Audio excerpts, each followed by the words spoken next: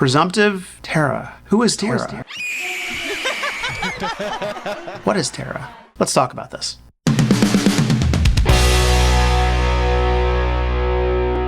If you've been applying for VA disability benefits or trying to work through the process in the last 2 or so years, you've probably heard the acronym TERA, T-E-R-A. And it's easy to get that confused with presumptive service connection because they're kind of related and they came out at roughly the same time in the PACT Act. And by that I mean presumptive's actually been around a while, but a list of presumptive conditions came out in August of 2022 related to burn pits and some related to Agent Orange. So let me back up a minute and talk a little bit about service connection just so we're on the same page. As you know, as I've discussed, VA disability benefits is no more than 3 things. It is something happened in service, something's wrong with you now, and there's a connection between the two of them. What is presumptive service connection? Let me explain this in the context of what it isn't. Direct service connection is, let's say you have an injury in service and that injury is still lingering. You had a bad parachute jump and broke your ankle, and now your ankle has arthritis. That is direct service connection, or could be direct service connection. Depends on the circumstances, but that would describe direct service connection. Secondary service connection would be something like you had a bad parachute jump, you broke your ankle's been service connected for years, but now all the limping has caused your knee to start hurting. Whatever's wrong with your knee might be secondarily service connected. Now again, don't get wrapped around the axle about your ankle being service connected first before your knee. You can apply for both at the same time. Direct just says, hey, this is actually what's causing that. The VA will look at your service treatment record, see your broken ankle in service, and then they'll see your knee pain today. So again, don't get worried about staggering these things. Presumptive gets a little weird. Presumptive says that you were exposed or did something while in service years ago, potentially even, or you were in some place at a certain time and you were exposed to something and now you have a current condition. Well, the science says that it is as likely as it is not that your current condition is related to that thing that you were exposed to 50 years ago. For instance, we know Agent Orange is incredibly toxic and causes all sorts of conditions. So if you're a veteran with a disability like diabetes or Parkinson's and you were in Vietnam between 62 and 72, the VA will grant service connection without really doing much more digging because it's presumed that those diseases are actually related to your time in Vietnam because you know if you were in Vietnam during those years, you were exposed to Agent Orange. Now, how does something become presumptive? There are a couple ways that can happen. One of the ways that can happen is after lots of studies and the VA sees a lot of literature, scientific literature, they sponsor studies, and over years they determine, well, the science is really showing that folks who are in Vietnam have a much higher likely rate of diabetes or certain types of cancer. Those who are in Iraq and Afghanistan during the global war on terror have a much higher rate of lung cancer or digestive cancer like stomach cancer or colon cancer. They do these studies and over time they gather the evidence and they get together every so often and they figure out and say, okay, yeah, this is actually probably a presumptive condition, and they add it to the Federal Register, and after notice and comment period, yada, yada, yada, it becomes presumptive according to regulation. Now, Congress can get involved if they think that the VA isn't moving fast enough. You're probably asking yourself, why don't they get involved more often? I digress.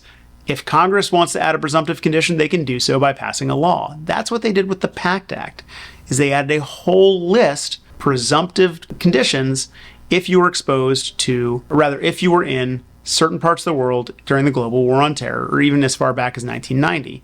So for instance, if you were in Iraq anytime after 1990 and you develop, let's say, asthma, they just assume that's because you were breathing in burn pits and oil fires and whatever other toxic crap was floating around the air at that time. Again, no further opinions have to be rendered. They just have to see how bad it is at that point. Now, that's the first step. That's presumptive, right? There's also other ways of adding presumptive that was changed in the PACT Act, but I'm not going to get into that. Now, what is TERA?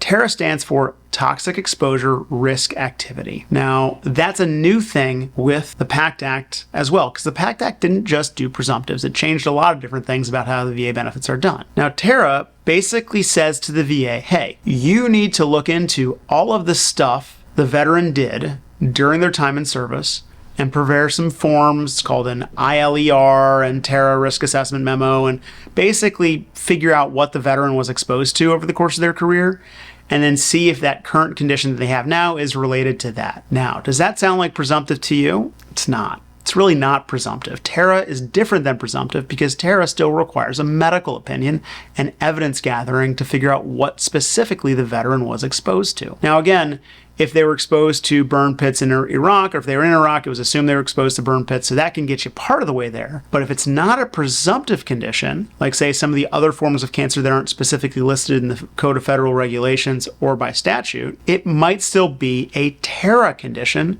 based on whatever the medical science says and whatever the doctor's opinion is. And this is where maybe sometimes a nexus letter can be helpful. Now, don't go out and buy nexus letters because I said so.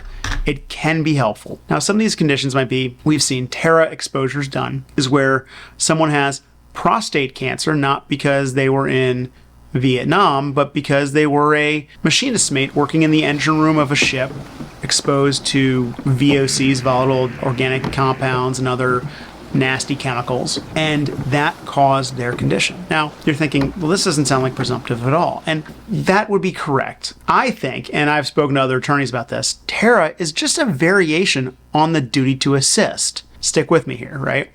The VA has always had a duty to assist the veteran in getting their claim perfected, meaning that they had to figure out ways to get the veteran's claim, get the evidence together, order a proper exam. I think TERA is just an extension of that because it's telling the VA to say, hey, you need to figure out what this guy was exposed to, guy or gal was exposed to, and you need to figure out and do a proper medical exam to figure out whether that is their current condition is related to all that stuff they were exposed to. Now, obviously, a lot can go wrong here because we are seeing nurse practitioners, family nurse practitioners, do complicated evaluations on things like myeloma. It's not that simple. This isn't an orthopedic condition. This is going to require a deep dive into literature and balancing various other risk factors and so on and so forth. So it gets a little complicated. But fundamentally, in my opinion, and after discussing with some other veterans, TERA is kind of an outgrowth of direct service connection by way of the duty to assist.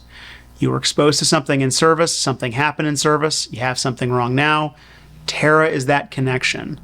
Presumption says, we're not even going to think about the connection, we just say it is connected. TERA forces the VA to make that connection for the veteran if the science supports it. That was pretty complicated, and if it's confusing, believe me, you're not alone. The VA gets this wrong a lot too. So don't sweat being confused about this stuff. It is definitely not straightforward at all. Now, the way we've seen this gone wrong so far, they're ordering toxic exposure risk assessment exams for things like traumatic arthritis, right? So your exposure to benzene is not what caused your knee injury. That's a different theory of service connection. We've seen terrible exams done where they're sending these exams forward and it makes no sense. It's incredibly frustrating, but again, that's why we're here doing what we do. With that said, if you've been denied service connection for something you believe the science supports should be service connected, or your rating is incorrect, and it's, you have a fairly recent decision, less than a year old, do reach out to us and maybe we can help fix the problem. Till next time, take care.